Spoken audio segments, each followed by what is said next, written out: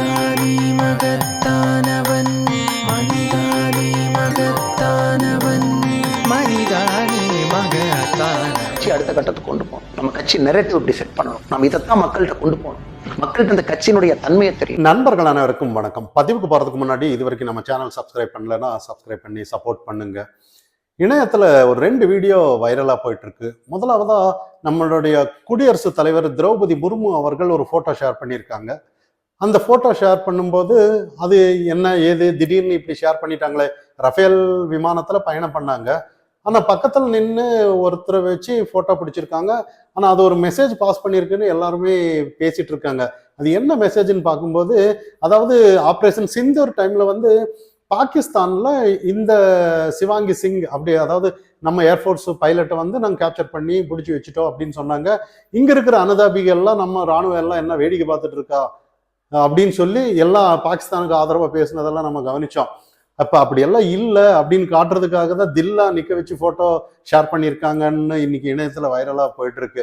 உண்மையிலேயே ஒரு great news தான். இன்னொரு விஷயம் பசுமன் முத்துராமலிங்க தேவரையா நேத்து ஜெயந்தி நடந்தது. அந்த இடத்துல இணையத்துல இதுக்காகவும் அண்ணாமலை முன்னாள் மாநில தலைவராக இருக்கும்போது ஒரு பேசின வீடியோ தான்.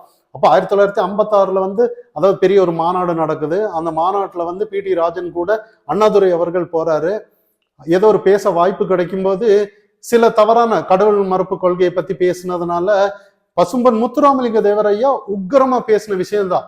உமையவளுக்கு பால்ல அபிஷேகம் நடக்குமோ இல்லையோ, ரத்தத்துல அபிஷேகம் நடக்கும் அப்படின்னு ஒரு உக்கிரமா பேசின விஷயம்தான்.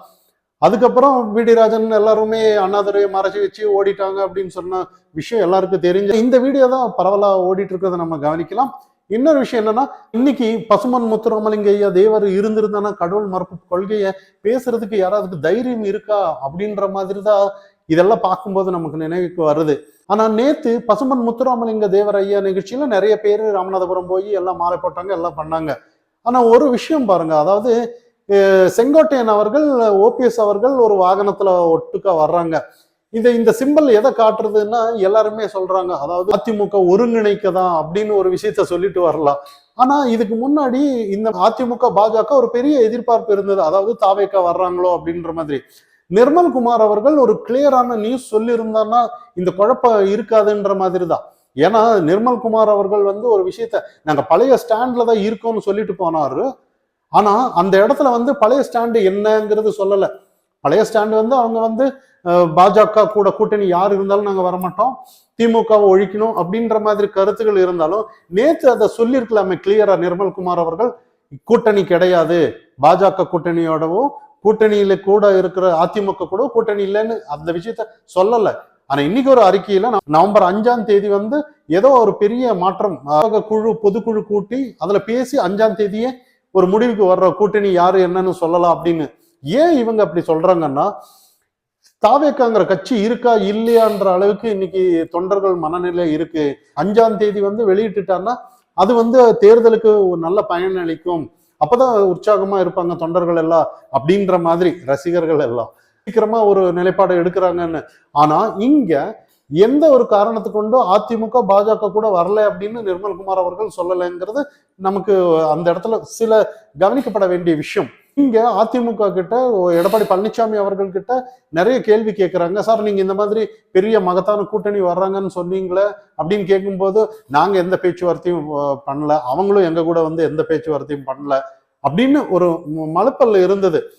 ஆனா இவருங்க வருவாங்கன்னு இவர் சொன்னது எல்லாமே எல்லாம் கண்கூட வீடியோல நம்ம கவனிச்சோம். பிள்ளையார் சுழி போட்டாங்க அப்படின்னு சொல்லி. அப்போ அதுக்கு நிறைய கருத்துக்கள் எல்லாம் சொன்னாரு. ஒரு ஒரு நிகழ்ச்சி நடக்குதுன்னா நிறைய விருந்தினர்கள் வர்றாங்கதா அப்படின்னு. ஆனா இது மலுப்பலாதான் நம்ம கவனிக்கணுமே ஒழிய, இவங்களுக்கு ஏதோ ஒரு எதிர்பார்ப்பு இருந்து அது ஏமாற்றான்னு தான் நம்ம இந்த இடத்துல கவனிக்கணும். ஆனா இந்த ஏமாற்றமா இல்ல நாளைக்கு நிர்மல்குமார் அவர்கள் எதுவுமே சொல்லலை, நாளைக்கு வந்தாலும் வரலாம். அது நம்ம இன்னைக்கு என்ன நிலைப்பாடுங்கிறத வச்சுதான் நம்ம பேசிட்டு இருக்கோம். இன்னொரு விஷயம், களை எடுக்கிறோம்.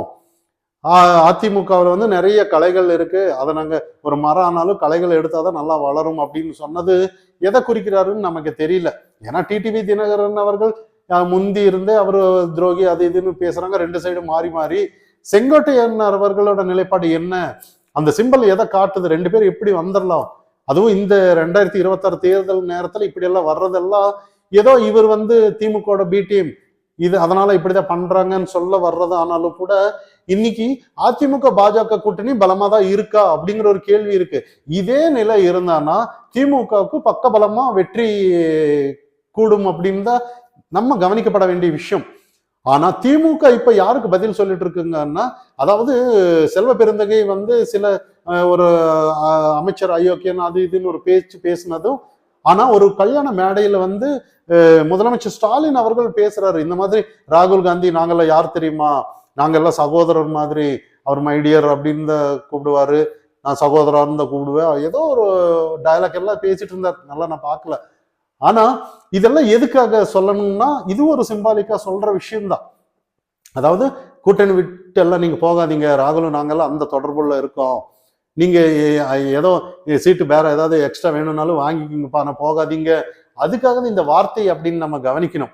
அப்போ இந்த இடத்துல வந்து நிறைய இன்னைக்கு வந்து டிடிவி தினகரன், ஓபிஎஸ், தாவேகா இவங்கெல்லாம், அதாவது விசிகா, கம்யூனிஸ்ட் இவங்கெல்லாம் ஒண்ணு சேர்ந்துருவாங்களோ, அப்படி ஒண்ணு சேர்ந்துட்டோன்னா யார் இருப்பாங்க இங்க, திமுக தனித்து விடப்படும் அப்படின்னு நம்ம கவனிக்கலாம். இதெல்லாத்துக்காக தான், இதெல்லாம் லேஸ்ல திமுக எல்லாம் விட மாட்டாங்க அப்படின்னு நம்ம பார்வையில தெரியுது. ஆனா இங்க வந்து ஏதோ ஒரு எதிர்பார்ப்பு இருந்து ஏமாற்றம் ஆயிருக்குங்கிறது நல்லா தெரியுது. இதே தாவேகாவுக்கும் ஒரு பிரச்சனை இருக்கு. அதாவது அவங்களுக்கு வந்து 2026க்கு அப்புறம் எடுத்த உடனே நான் சிஎம் ஆகுறேங்கிறதெல்லாம் அரசியலுக்காக சொல்லல, அதெல்லாம் நான் சாத்தியம் கிடையாதுன்னு அவங்களுக்கே தெரியும். ஆனா ஏதோ ஒரு பலம் வேண்டும், கூட்டணி பலம் ஏதாவது இருந்தாதான் பயணிக்கலாம் அப்படிங்கிறது அவருக்கு நல்லா தெரியும். நான் நிதானமா வர்றேன், அதாவது எதுவுமே அடுத்த ஒவ்வொரு அடியும் கூட முன்னாடி நடந்த சம்பவத்தினால நான் ஒவ்வொரு ஸ்டெப்பும் நான் பார்த்துதான் வரப்போறேன்ற மாதிரி சில அறிக்கைகள் கொடுத்ததை நம்ம கவனிக்கலாம். அப்ப அந்த அடுத்த அடி இவருக்கு பலமா கூட்டணி இல்லைன்னா இவர் நிலைப்பாரா அப்படிங்கிற ஒரு கேள்வி வருது. அப்ப கூட்டணி வர்றதா இருந்தானா யாருங்கிறது தான் இன்னைக்கு முக்கியமான ஒரு கேள்வி, எல்லாருமே எதிர்பார்த்துட்டு இருக்காங்க. ஆனா இது ஏன் எதிர்பார்க்கணும் அப்படின்ற மாதிரி தான் நம்மோட பார்வையில நேத்து ஒரு வீடியோல பேசியிருந்தோம். ஏன்னா இன்னைக்கு வந்து நிறைய பிரச்சனைகள், இன்னைக்கு 888 கோடி நேத்து இடி கே நேரு அந்த விஷயம் ஆனாலும் சரி, கல்வித்துறையில பிரச்சனை ஆனாலும் சரி, சட்ட ஒழுங்கானாலும் சரி, நிறைய பிரச்சனைகள், போதை கலாச்சாரம் எல்லாம் கண்டென்ட் கொட்டி கிடக்குது. இன்னைக்கு வந்து அதை பத்தி மக்களிடையே கொண்டு போய் சேர்த்தனோம்னா மக்கள் தானா இவங்களை ஆட்சியில அமர்த்துவாங்க. அதை விட்டுட்டு கூட்டணி ஏன் நம்புறாங்கன்றது தான் இன்னைக்கு பெரிய பேச்சு பொருளா இருக்கு. இன்னைக்கு இதெல்லாம் தாண்டி இன்னைக்கு வந்து அண்ணாமலை அவர்கள் வந்து ஒரு ஓரமா நிக்கிறத நம்ம கவனிக்கலாம். ஏன்னா இங்க வந்து எந்த ஸ்டாண்டர்டான ஒரு முடிவு யாருமே அரசியல்ல எடுக்கலைங்கிற மாதிரி தான். அதனாலதான் அண்ணாமலை அவர்கள் ஒதுங்கி நிற்கிறாரோ அப்படின்னு நேத்து நம்ம ஒரு வீடியோ பேசியிருந்தோம். ஒரு ஸ்ட்ரைட் ஃபார்வர்டு இல்லை, ஒரு எஃபெக்டிவ் பாலிடிக்ஸ் இல்லை, எல்லாம் ஒரு சிம்பாலிக் தான் போயிட்டு இருக்கு அப்படிங்கிறது நம்ம கண் கூட தெரியுது தானே. இன்னைக்கு ஏன் இன்னைக்கு வந்து வீதிக்கு வந்து போராடுறது இல்லை? அதிமுக ஆட்சியில வந்து எதிர்கட்சியா இருந்த திமுக எப்படி எல்லாம் வந்து போராடினாங்க? எதுவுமே அந்த மாதிரி எந்த ஒரு நிகழ்ச்சி இல்லையே. இன்னைக்கு இன்னைக்கு வந்து எவ்வளவு பிரச்சனை நடந்துட்டு இருக்கு. ஒரு அழுத்தம் கொடுத்தாதான் ஆளுங்கட்சி வந்து அலரும். ஆனா இங்க அழுத்தம் கொடுத்த மாதிரி இல்லைன்னு தான் நம்ம இன்னைக்கு பார்க்கணும். அவங்க கட்சி காப்பாற்றணும், இல்ல ஏதோ ஒரு பதவி வேணும் அப்படின்ற மாதிரி தான். ஆனா இப்படி இருந்தானா திமுகவுக்கு தான் பக்க பலமா போகும். ஆனா மேலிடம், பிஜேபியோட மேலிடம் எல்லாம் ஏதோ ஒரு புரியாத ஒரு புதிர் வச்சிட்டு இருக்காங்களோன்ற மாதிரி தான்.